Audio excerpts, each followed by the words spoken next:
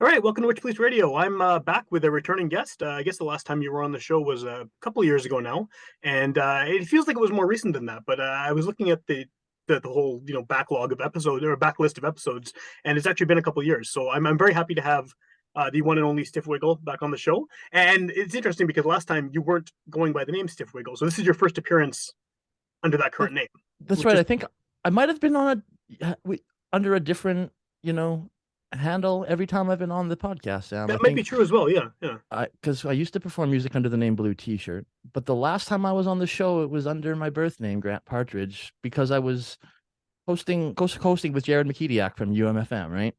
Well, that was a number of years ago, but then you Oh, were was on that talking the? about Oh, that's true. synthesizers That's quite true. recently. Yo, Yeah. oh, that's right. Yeah, no. Then the last time I was on the show, I was talking about the synthesizer group that I was maintaining. So yeah, Yeah, wow. There's been a it's we go back a ways, don't we? Yeah. yeah, So yeah. And thanks so much for time doesn't yeah. exist anymore, right? So it's, I That's mean, another the last couple of years we've been off the grid, yeah. temporarily speaking. So yeah, thank you very much for having me back. It's always a Well, pleasure, and we always have a happy good to time. have you on too. And I mean, I guess the exciting part here is we can get into sort of what you do in greater detail. I know we've done that before, but it's always interesting to sort of talk about that. But you have a show coming up, and this is new because in your current sort of synthesizer guys, you haven't really doing shows hasn't really been part of the equation. That's true. I haven't really had a sense of what I wanted to do, and it's all sort of coming together really rapidly, which is very exciting. And uh, so it's a whole new phase in my musical career. I think it's pretty typical for people in Manitoba, especially to fumble about for a good long while.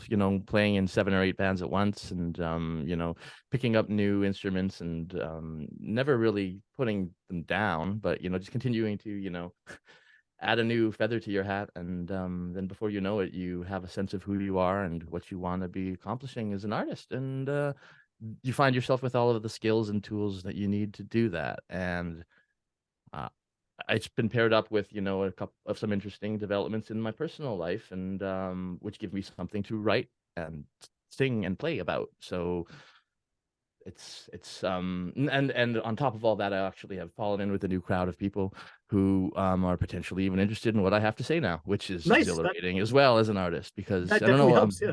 Yeah, it's been a long, lonely road as a person who makes music. I wasn't a very social person for the majority of my life, and that meant I was creating art that never really found much of an audience.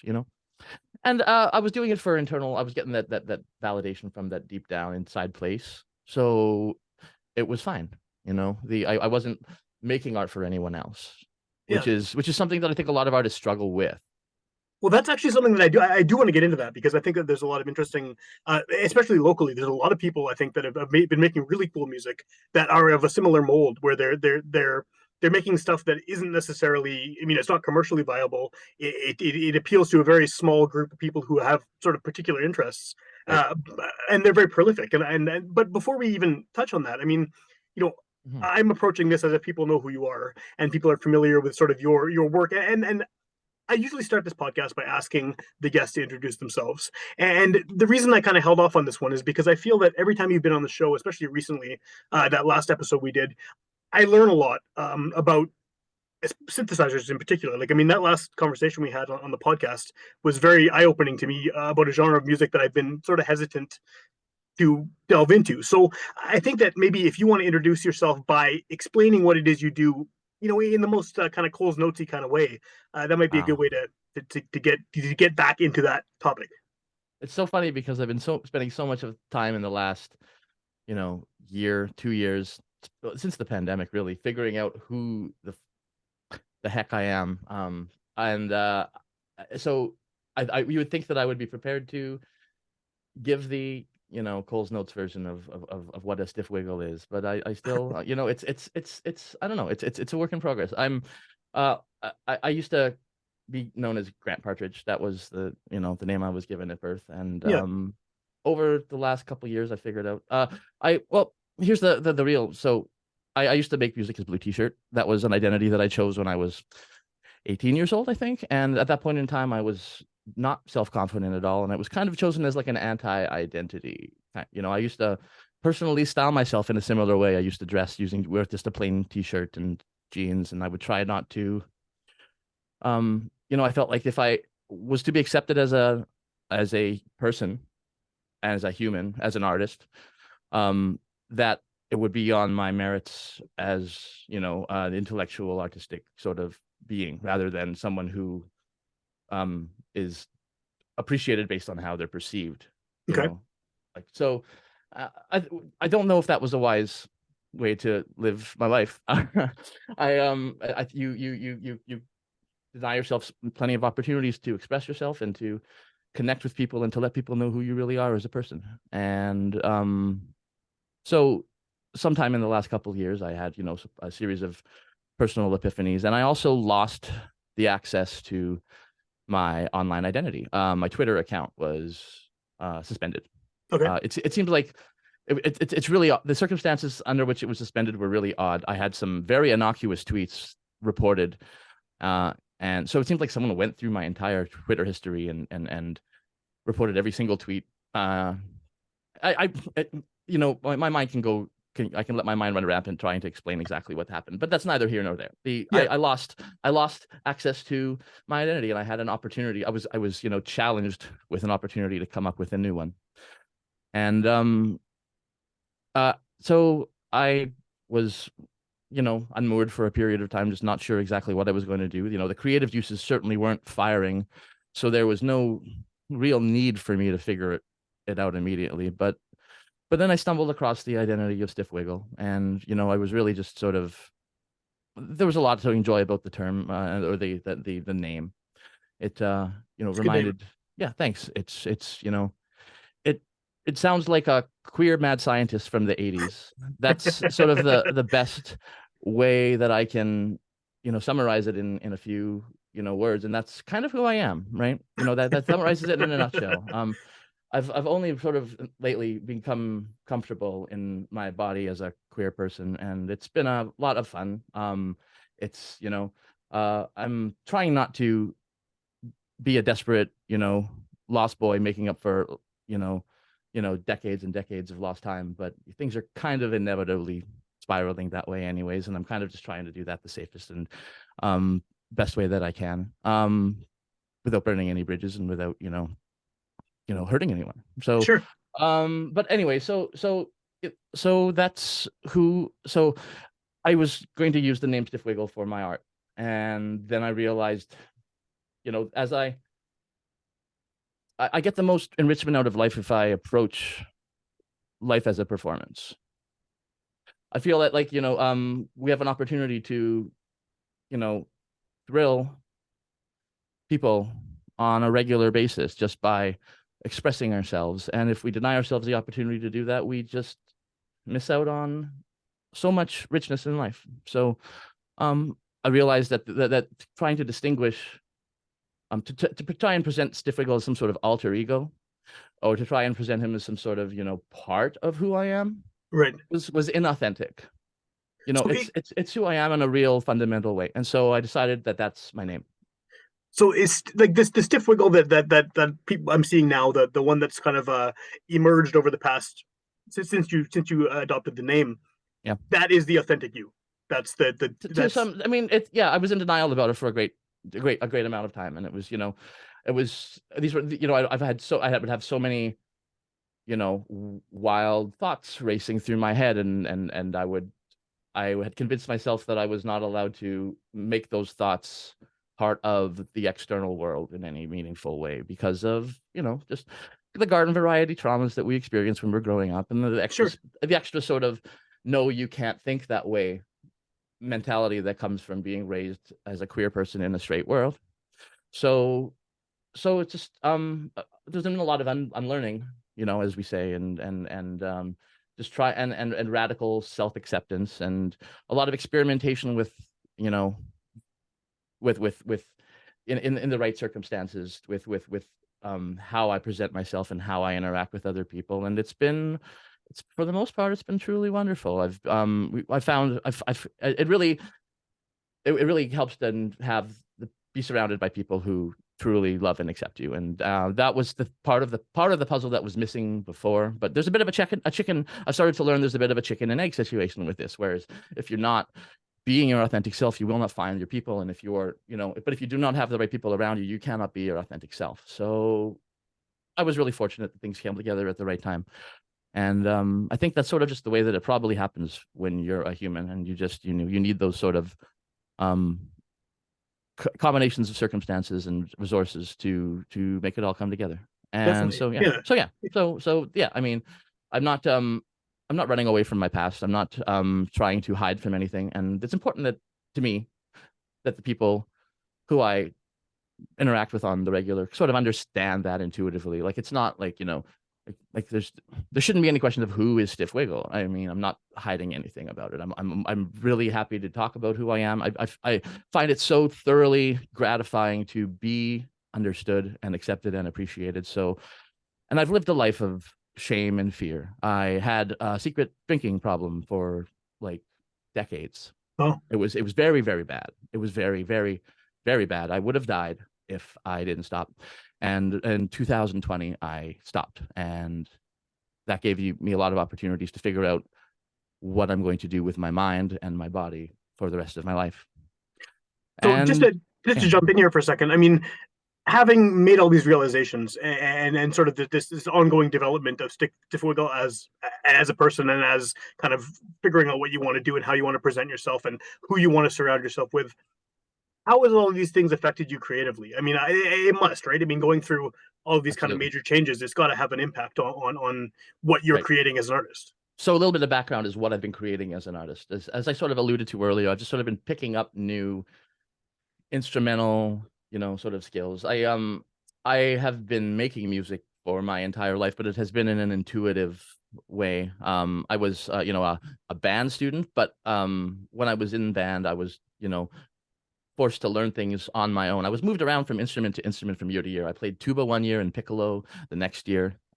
So there was a really wide variety of musical experiences there, and I became a really solid generalist. I really learned how to play by ear. I really learned how to just figure things out on my own. And there are pros and cons to doing that, but that's who I am as an artist. And Sure. so when I started to have that creative urge, when high school band ended, when university began, and I around that time was when I started to express myself via music I was creating, and I was doing that all on my computer using a software that was called Fruity Loops, or FL Studio as it's still known. I still use it today.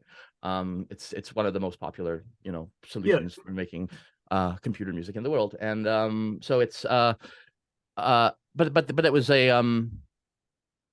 it was art that I created with a sort of a blank canvas approach. I never really had anything I wanted to say. I knew what I didn't want to do with the art. I didn't want to rock anyone. I didn't want to have. I wanted to make music that was beautiful and easy to appreciate, but it didn't. But I didn't want to upset anyone. That wasn't, or I didn't want to risk. I wanted everyone to like me. Yeah. Yeah. Because that's kind of who I am by default. If I don't try to counteract that tendency, which I'm working on. But so the music I made was, it was hard to characterize, but really easy to enjoy. It was like a down tempo, chill out, groovy, kind of Yeah. music. I tried to it was inspired by edgier music like Radiohead and Bjork and stuff like that, Pink Floyd, a little bit, but with all the edges sanded off. So it was all just sort of trippy and smooth. And yeah, I mean that was great. It met with some success with the local campus radio community and Yeah. tiny clusters of folks on the internet, but connecting in a meaningful way with locals, like actual human beings to speak to about the art I was doing, was very hard. So it was a very lonely process, and I got most of the value from it as a learning experience. And now I happen to know how to produce albums with some degree of proficiency, and I know the whole process. Yeah. There was some band dalliances as well. I was in a conventional rock group with my twin brother Tim and childhood friend James McLean, and we were called the Eardrums. We had a lot of fun with that.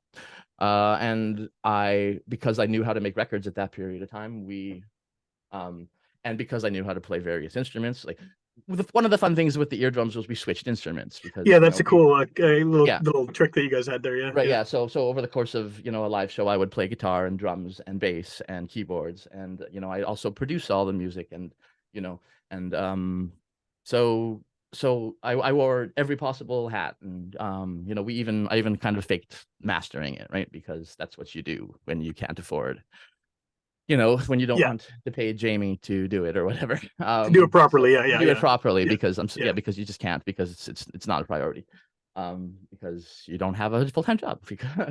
So the or the support, around you to do anything but DIY. So it was, and DIY has always been a very important part of what I do. I haven't ever set foot in a proper recording studio or anything like that. So uh or nor have I ever collaborated with people who are established in the music scene. So there's been a yeah. bit of an alienation sort of up till now, and that has kind of characterized the music that I've made. There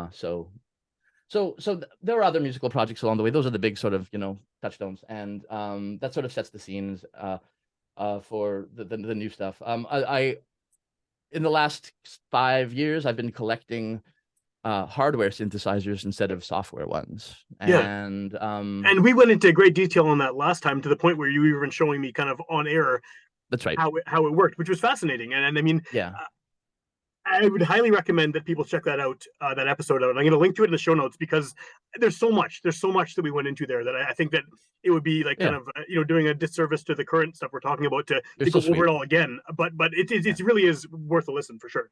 yeah. It was a lot of fun, and I was, it was very wide ranging. We, and I tried to keep it focused, tailored towards people who are curious about these bloody things but have Yeah, no understanding, because considering how much music is woven into the fabric of our lives, and how acquainted the average person is with a guitar and a piano because of tradition and all of that, synthesizers are still sort of mysterious to a lot of people, they are. and Yeah, and they're on every song. And most of the times we aren't even thinking about that. It's fascinating, it's wild. And so my engagement with synthesizers was not really in an artistic capacity. It was in a hobbyist capacity of the last 5 years. It kept me sane. Gave me something to pour thousands and thousands of dollars of money into. It gave yeah, me, yeah. I met some people. I ran a local synthesizer community. We're called Voltage in Maine. I had to disband it because of personal stuff, but it was a valuable experience for a period of time. And so it and but the point I'm trying to make is, all of the instruments I was collecting and all of the skills I was learning about how to use them, it wasn't being put to any end. I wasn't applying it, in any Yeah. meaningful way. And I guess that's kind of just the way that life goes, right? I mean, you learn. It's like you go to school, and you ask yourself, why am I learning all this stuff? What am I going to need this for? And then, when you're 57 years old, you need to figure out, how tall a tree is in your backyard, and you dig out your calculus knowledge, or your trigonometry knowledge, sorry. Yeah. And then all of a sudden you realize it's all connected, and light, and you've uh It still hasn't I've happened been with me waiting. with trigonometry, and I don't think it ever will. I still barely understand what the point of a triangle is. Like, yeah, but I know what you're saying, though, for sure. So It's you're still learning. You're still, and without being I'm never too gonna learn that. hippy and Cody. Oh, Yeah, heck. that particular thing is just like so far beyond me. Anyway, If not with that attitude, you won't there, no, Sam. definitely not. Yeah. No, but just to interject for a second, I mean, like one of the things that I thought was fascinating about, I still do, about the stuff you do with the synthesizers is, like you said, you're collecting hardware equipment. You have this kind of large scale like wall of synthesizers, and Yes, I have what's called, yeah, I have a bunch of, miscellaneous synths, and some of them are conventional, like they have a keyboard attached to them, yeah, and you would have an idea where to begin. But then there's some that are, I have my pride and joy, if you will, is my modular synthesizer, which right. is, it's literally, it's not a whole wall, but it's a case, and it's just a bunch of knobs and holes in the front of it. And when it's being used, it's got a bunch of wires sticking out of it, and it's Right, very, and so you're playing a show coming up, and this is kind of what I wanted to get to, is you are performing live, and this, like you said, is yes, kind of this hobby thing, this very that's right. lonely pursuit where you're plugging things into holes and turning knobs and making these crazy outer space sounds. But how do you then take all of that? I mean, a wall full of stuff and all of these options and ways to manipulate sound, and then kind of make that into something that's first of all travel worthy, and also something that you can do in a live performance setting? This is a great question. So I struggled a long time when, like, I would, I knew I wanted to express myself with the synthesizers, but I didn't know what that was going to look like. Um, there's, it's, I guess when you're really trying to do something new and creative, you don't really have a hero to look up to or a role model to inspire yourself by. So trying to figure out what you want to, and I've always been that kind of creative person. There are definitely artists and people that I look up to. Prince is, someone who I idolize as a musician, and Todd Who doesn't? Rundgren Who is doesn't another one. with Yeah, Prince? yeah, I mean, for sure. Well, a lot of people don't because they yeah, I don't guess so. understand him, and but I mean, anyone who knows, real ones know, right? Yeah. So yeah.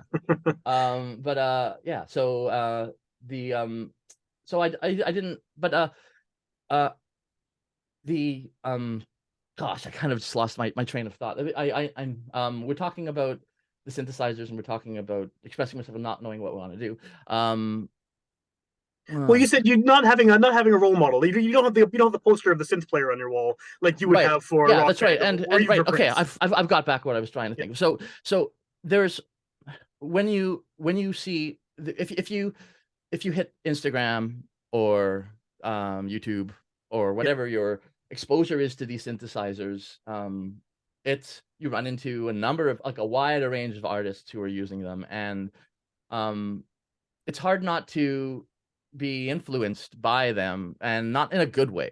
It's hard Yeah. not to see that and go, that's what you use a modular synthesizer for, right? There's this trend right now on Instagram where people will, daintily arrange a few pieces of modular gear and a guitar pedal next to a potted plant on a really pretty desk, and it will just be, softly, tinkling away and making a pretty ambient soundscape. And, a lot of people see that and go, oh, that's fun. I want to do that. Yeah. Great. That's not gratifying to me. That's, seeing that's, that's not creative. I mean, it's something. It's more of like a craft than an art, I suppose, if Sure. you want, Sure. I can see that. Yeah. Yeah. I guess, right? It's like crocheting to, make yourself feel like you're accomplishing something. It's good. It's good. It's perfectly fine. I mean, there's no judgment about it at all, but it's not the mode of expression that I find gratifying.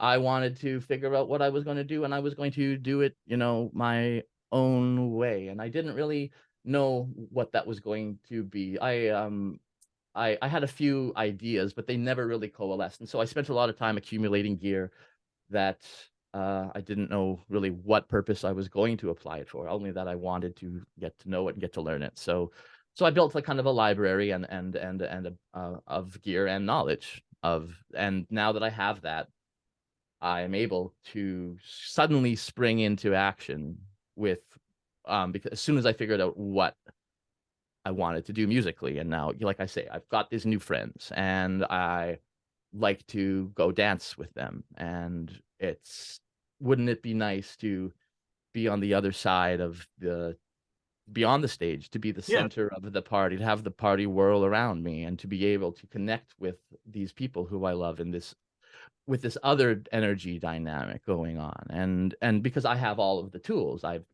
it's almost like everything has been building up to this moment. It feels so sweet, the way that things are just clicking together. That's And awesome. That's great. That's yeah, great to yeah, hear. and Yeah. it is, so then there were some lingering questions like, okay, so essentially what I've decided I'm going to do is um they call it a live PA. It's not it's all they've been around ever since electronic music has been around. It's kind of like what Kraftwerk was doing back Okay. in ever since then. They're just playing electronic music live, right? And rather than DJing it. I'm not a DJ. Yeah. I mean, I used to be a campus radio DJ, That's but a I've very never different thing, though. Yeah. I'm not beat matching. I'm not doing that. So, but I want to have a similar experience, a similar connection with my audience. I want to have a similar type of performance, except everything you're hearing is being created live on the spot.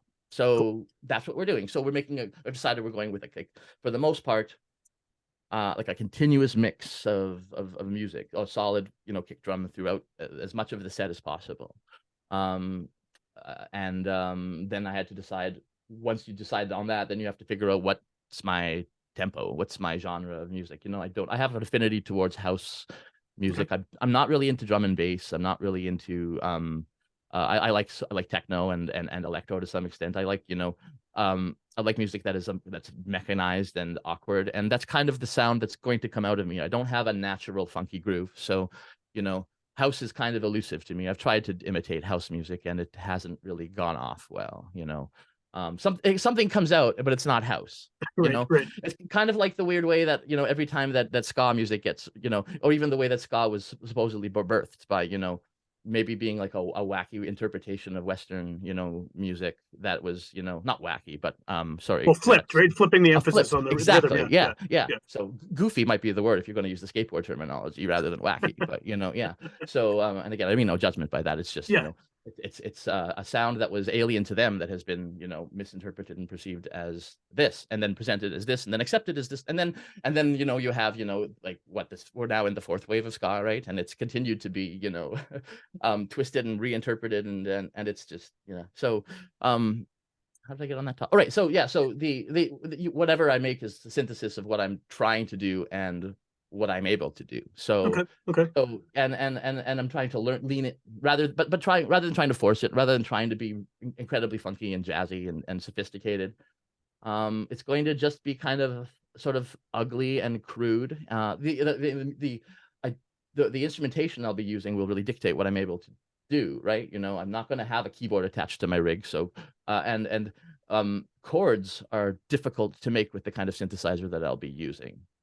So there'll be a lot of monophonic lines that are overlapping, so melodies and counter melodies, but the music I used to make was more highly melodic, and I'm sure, yeah. This is going to be much more groove oriented and more bass. Well, it's always been bass driven. I've always had a really strong affinity for solid bass lines. It's kind of where the story is told in my music, I guess, if they're if you want to be a little pretentious about it. So those are the various elements, and then the tempo is something was the real sticking point. Once I have that fixed, we can sort of figure out everything else from there. So I decided we're going to sort of just slow it. I decided 100 beats per minute. Okay. I was listening to a Prince song, and it was like, this is exactly sort of what I want right here. This and then another song, a DJ called or a group of, I don't know exactly, they're kind of blurring the lines, I guess. Lots of these electronic groups blur the lines, where there's some producers sometimes and DJs other times, and and these guys are called Poolside, and they make this really then their name really does a great job of evoking the kind of sound that they've got going on, and that was a big inspiration for just the permission to go slower than I wanted to, with my first inclination, because you want to get people moving. You think a quick tempo is the shortcut to doing so. So I kind of decided that it would be a fun challenge to try and keep the tempo strictly moderato, So that's what we're doing. And where can people hear this? Because I mean, this is like your first show of any kind in a long time that you're playing. As far as I know. Yeah. So how do people check it out? We have a show. We have it was like everything is all falling into place. So I love the Park Alleys. It's probably my favorite place. It's my happy place. The people there are home to me, and they've made space for me on their stage on Nice. Pride weekend, fittingly enough. So Sunday, June 4th, there will be a Pride after party with French Class and Stiff Wiggle, and Cool. It's going to be a gay old time. It's I'm not ready. I have so much prep to do, but I am getting away for a week to do a bit of an artist retreat. If we Nice. can indulge ourselves in a little bit of pretension, we already have started, so we may as well go all the way in. So I'll be getting away to out into the boonies to just focus, bring my synthesizer and few other distractions, and really figure it out. It really just so it's going to be a short set. I think I'm going to keep the core modular tech no jam part. That's, for lack of a better term, I think that's probably going to run about 20 minutes. And then I have a few other, because I'm just really multifarious and multidisciplinary as an artist, and being boxed into one particular thing doesn't really tell the whole story. And I don't have, it's really tough to stretch this out into and make a compelling performance with this kind of setup for a long time. So I'm really I not up to imagine, the yeah. challenge. I'm really not up to the challenge. I can do a solid 15 minutes and keep it good, but we're going to push it about 20. So that's a little out of my comfort zone. So that's good. I think there's a lot I can play with regards to tension and repetition, stuff I really want to lean into, stuff I'm fascinated by as a listener of art, but I'm always terrified to do as a creator. Like, can we just go 64 bars here without any changes, without a drum fill, right? Yeah. Can we slowly introduce a tempo change over the course of 3 minutes, so slowly that you don't notice it or hear it, but you feel it? How far can we push this without alienating our audience? And again, then I ask myself, why do you care so much about your audience, Stiff Wiggle? Why don't you just do what your heart says to do? Because you've been trying so hard to let yourself do that for 39 years that you need to continue to remind yourself to do that. So there's all sorts of fascinating questions and decisions that go into it. They haven't all been sorted out yet, but we're gonna do about 20 minutes jam on there, and then I'm probably gonna do a cover. I've written a song for my friends, and I'm going to be performing that. And I also wrote, I did a cover of a local group's song, and that's going to be on. I've used that as a demo for submitting to festivals Oh, this right on. summer and stuff like that. And there's more news on that coming around the corner, which we're really excited about. So I'm waiting patiently for that news to Okay. drop, and it has not dropped yet. That's fine. That's fine. But maybe this is a great way to end this off here. Is how can people find out more about Stiff Wiggle? I mean, the good thing about this being a podcast, someone could hear it the day it comes out, or they could hear it a year from now. What's the best way to sort of track you down and find out what you're up to as far as future shows, other things you're up to, music wise? One of the great things is when you truly stumble across a unique identity for yourself, the domain is available. I So believe it. please Yeah, yeah. visit Well, me I know at. that personally with Witchpolice. Yeah, yeah. There you go. So you can always find the latest and greatest on me at stiffwiggle.com. You can't yet. Right now, well, you can hear that demo that I was talking about, that cover that I recorded, and I'm really proud of the way that came out. It came together, and but it's not representative of what's to come, and that's sort of. And I mean that's the case for everything that I do artistically at this point. I'm really reveling in the possibilities of embracing the multi, I'm good at so many things without tooting my own horn too aggressively. I've just like I've come up with the entire visual branding for the Stiff Wiggle thing, and I built the website myself, DIY all the way. Yeah. DIY or die. I know you live by that, right? Yeah. So, and it's The way to go. but I'm one thing I haven't done well at all so far is collaborate with other people. And the opportunities now are presenting themselves. Like I say, I've got a whole bunch of new friends. They're all so bloody talented, and I'm so excited to work with them. And I just gave you an interesting idea that I would like to collaborate with you on. Yes, regards and to. people will hear about that idea very soon because I love it. Will they? But It's yes, great. we're gonna talk about it soon for sure. So stay tuned for that because it's a good idea. That's thrilling. That's thrilling. I'm really excited about it. Okay, yeah, but there's so much excitement in the air. There's so much hope. I can't wait to work with my new friends and the people in the local Manitoba community once they get a sense of once I get connected with an audience, which is bound to happen right away, which is really exciting because it's been a long time coming. And so I wouldn't take anyone. I'm going to play a couple shows this summer so far. Maybe I can add a third. That would be nice. 3 would be great. Shows this summer where I'm going to do more of the same sort of performance with the modular synthesizer and a few assorted other jams. Awesome. Half an hour shows, and then it's winter time again, and it's time to figure out. It's a whole new season and a whole new opportunity to. I really intended to.